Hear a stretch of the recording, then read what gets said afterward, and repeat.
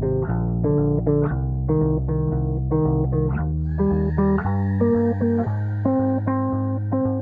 to the TPL Show, a podcast dedicated to the study and discussion of leadership.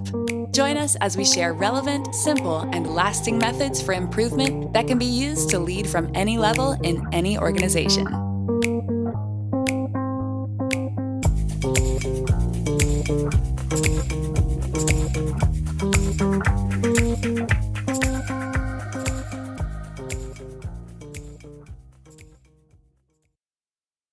Hey everybody, welcome to today's episode of the TPL Show.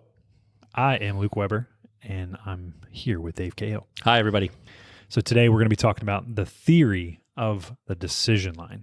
Oh, that's so cool. Yeah, before we jump into it, Yeah. can you just give us a little bit of background in terms of why someone would even be thinking about this? Yeah, a good point. So in most organizations, hundreds of decisions, major decisions, and thousands of minor decisions are made every year. And for the most part, not a single decision is going to make or break that organization, right? So if an organization is aligned and makes, a few poor decisions here and there, the overall benefit of alignment will outweigh the occasional misplaced support of a poor decision. So decisions are kind of in an organization, kind of like shots on goal. Yeah, exactly. Right? You got to make shots on goal. It's a numbers game. And then some go in.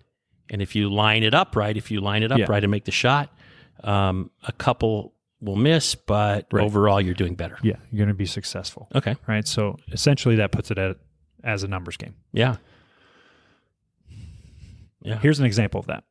Okay. You have two organizations, right? Organization A, Organization B. Okay. Organization A, they have 200 major decisions that they made last year. Mm-hmm.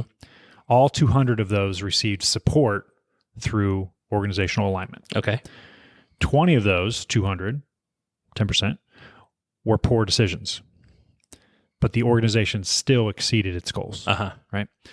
Organization B, same amount of decisions. 200 major decisions were made last year. Okay. Few of those decisions received support through organizational alignment. So this organization suffered from infighting, finger pointing, and a lot of negativity around these decisions, right? Now we've all seen that. 20 of those were poor decisions. So same percentage, but this organization missed its goals by a wide margin. Yeah, sure. I've seen this. I've seen when alignment occurs versus doesn't occur in decision-making, the output. So surely that's true. All right. So similar to previous episodes, we're going to go through a what, why, how with this, right? Yeah, good idea. So let's talk about what is the theory of the decision line. It's kind of a mouthful. So this is a mindset that enables organizations and teams to make what was decided crystal clear and to get the most out of each and every decision. Yeah, I think that's an important thing. Although this theory of decision line is a tool, let's say. Yeah. But the kind of tool it is, it's a mindset. Yeah. Right? Yeah, okay. Okay. So why is this theory important? We've talked about this a bit before when we talked about noble purpose and alignment in general. But the truth here, and you referred to it, I think, in a way when you talked about that it's a numbers game in terms of decision making, right? But the truth here is a very simple one, this truism. A mediocre decision that's well supported is much more effective than a great decision that's not supported. Yeah, that's good. Right? So when you think about that, an example might be army ants. Okay. So army ants do this thing where they just chew up everything, right? And they move forward in mass. Well, imagine if a small group of army ants saw this really delectable thing to eat. It'd be beautiful. The rest of the army ants don't see it. They're not aware of it. These army ants head off a small number to go do that, but the whole army of army ants doesn't go with them. They just get stomped out, get sprayed with insecticide, they're done. Yeah. But the main body is headed towards something. It's not so delectable, it's not so delicious, but they're going to go there. They consume it all, they're successful, and they move on. So we see all around us this idea. Nature is a great example of it, is if you agree within certain limits, certain principles and parameters and so forth, to support an idea, even if it's not the perfect idea, you're going to be better off as an organization overall than if, unless you think it's the perfect idea, you don't support it. Right. And the reason why is it only takes a small percentage of people in an organization who don't support a decision to render it ineffective. Right. And then when you talk about, just kind of statistics, there's a sufficient number of people who will see every decision as a bad one, thereby rendering virtually every decision ineffective if support is just based on personal choice or preference alone. So if you can get to a place where you support decisions as a matter of discipline rather than personal opinion, then the overall effectiveness of the organization goes up. Yeah. And over time, you can have influence on that decision making, and everyone else can, and the decision making gets better and better. But this idea of being aligned in terms of the decision is critically important to success. Yeah. So that's the why. That's why it's important. Yeah. So how do we use it? So how do we put this into practice? Sure. So there's four kind of basic steps. Okay. There are a lot of tools to decision making and a lot of decision making methods and processes, and we'll cover those in future episodes. This isn't about that per se. We'll touch on a little of that, but we'll talk about the kind of the major architecture, if you will, in this concept of the theory of the decision line. So how do you use it? Well, you start by writing a clear decision statement. What do you want to decide? Yeah. So you and I were talking before we began recording today, and we threw one or two examples out there. So for instance, let's say you're in an organization and you're deciding what your VNT, your very next thing, will be for improvement. So will you improve the sales process in your business next, or will you improve the product development process? You can only improve one of these things. Right. So which one will you improve? So then the decision is, what is our priority? What is the VNT for our improvement effort? Is it improving the sales process, or is it improving the development process? So you kind of write that down. That's the decision, right? You have that in front of you. So that's useful when you have multiple things to decide on, and you're trying to decide what the highest priority is, right? Right. And that's kind of what I was talking to you prior to the show. What you just mentioned is, how do you come to those decisions? If you have multiple things to decide on, how do you know which ones to work on? Yeah. So of course we'll get in more deeply to that in the future, in other episodes. But this tool, the theory of the decision line, this mindset, lays over that process, right? So we call that, the one we just described, where there may be a couple, 3, 4 options, we call that an SBO decision, select best option. And then if it's just go or no go, we call that a WON, whether or not. Yeah. So for instance, you receive some information from a customer that's in essence a complaint about the product, and you bring the product back to your organization, and you decide whether you can rework it or you have to scrap it. So this to us is a WON, a whether or not decision. And we'd write that decision: shall we rework this material? Yes or no? Right. So you can use this for binary decisions, for decisions selecting from a variety of options and so forth.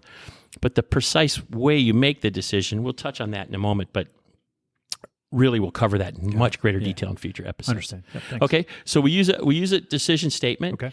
And then if you imagine just a whiteboard, imagine in front of you a blank whiteboard, and you write the decision statement across the top of the board. That's what we're deciding. Then just imagine drawing halfway across that whiteboard a vertical line. Yep. And to the left of that vertical line, write argue like hell. And to the right of that vertical line, write support like hell. And then right on that line, write the word decision. So then what happens is, before we make the decision, when we're to the left of that vertical line, we're going to argue like hell. Now, what does that mean? Right? We're going to be respectful. But we need to argue in the classic sense of the word, which means that we're going to bring up all the issues that are pertinent to this decision. We're going to be direct, not be thin-skinned.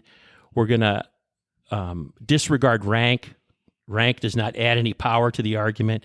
We're going to look at facts first and feelings last. We're going to argue passionately for what we believe to be the right option or decision. And we'll strive to be free from hidden agenda.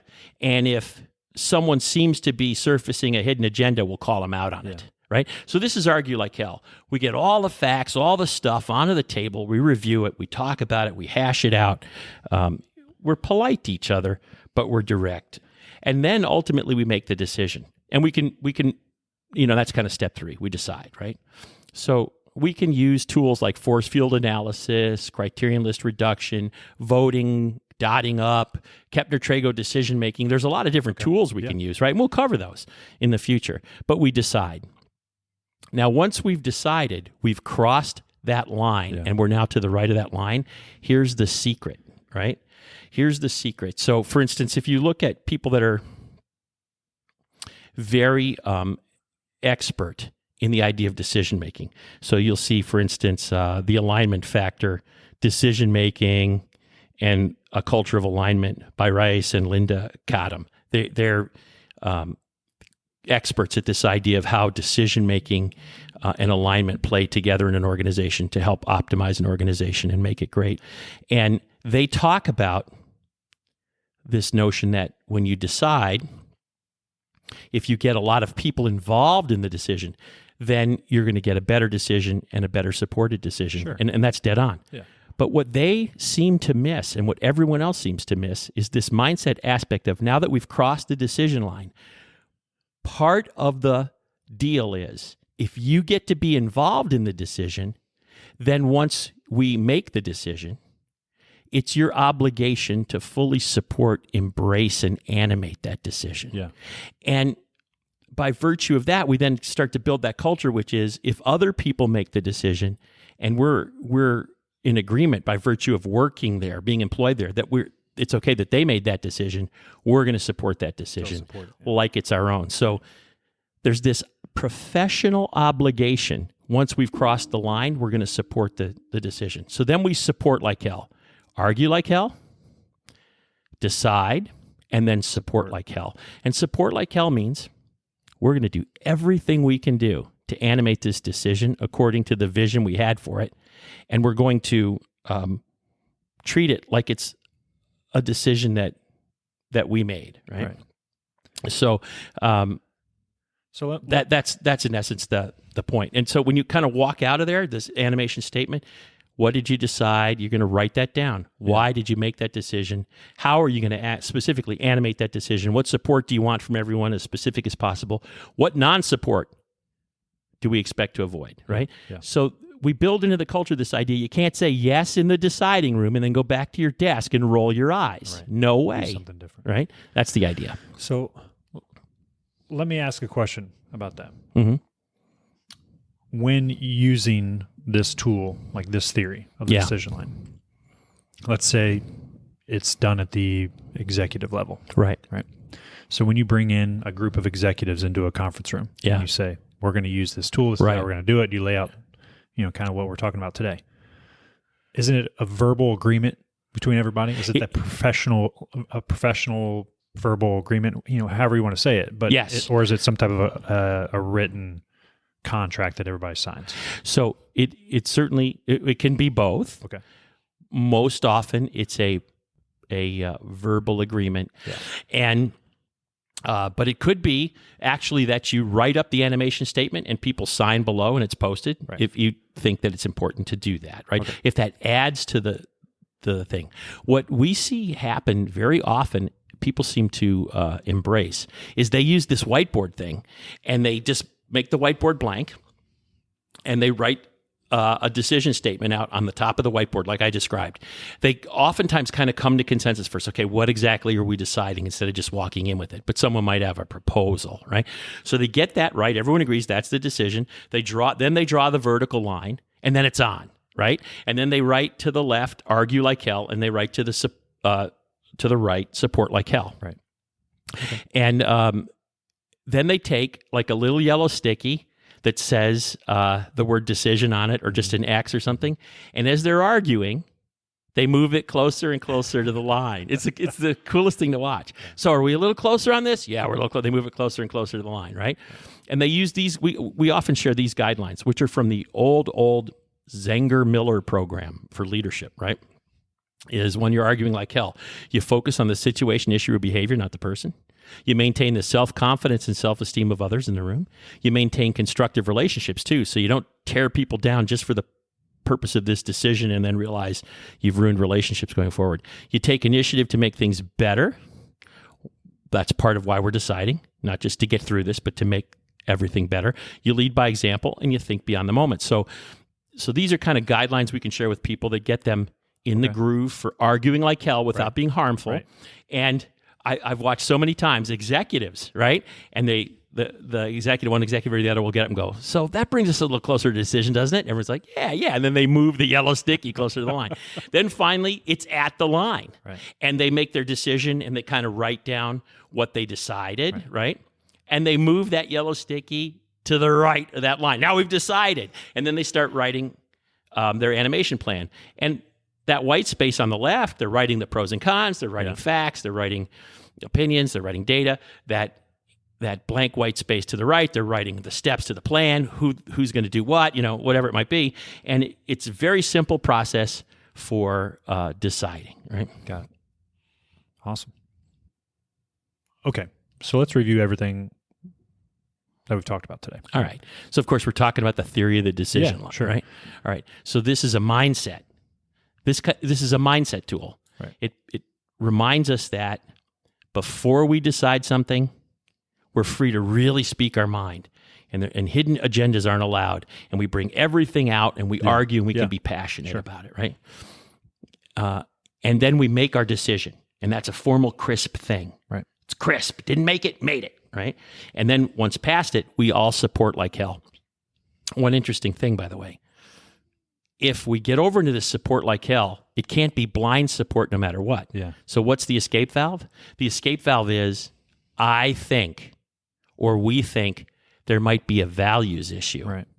So we think that this decision or how we're animating it is pushing up negatively against our purpose, vision or values. Yep. Well, then we get to rethink it. Reset. We get to bring it back across the decision line and back to the argue like hell phase. But to do that, we can't do that alone. Well, I've just decided that. No. We have to get the whole group back together and do that, right? So we get this process going, this mindset going, where we know there's an obligation, not just the privilege of being part of the decision, but then there's an obligation on the other side of that to support, fully embrace, work it like it's something you thought of, take full ownership, do everything you possibly can to make that work. So we argue like hell, decide, then support like hell. Yep. And then overall, this dramatically revs up our success because we know that fully supported ideas, even if they're mediocre, are much more effective than excellent ideas if they're not supported. Yeah, still going to be highly successful because alignment equals flow. Because alignment equals flow. That's right. Thanks, everybody, for joining us today. We hope you enjoyed this episode. Be sure to like, share, subscribe, do all the things, and we'll see you next time. Goodbye. Thanks.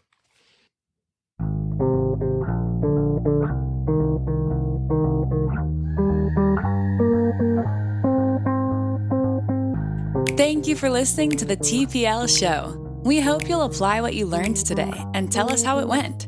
If you want to share, want more information, or have questions, please contact us at info@tplshow.org. Have a great day.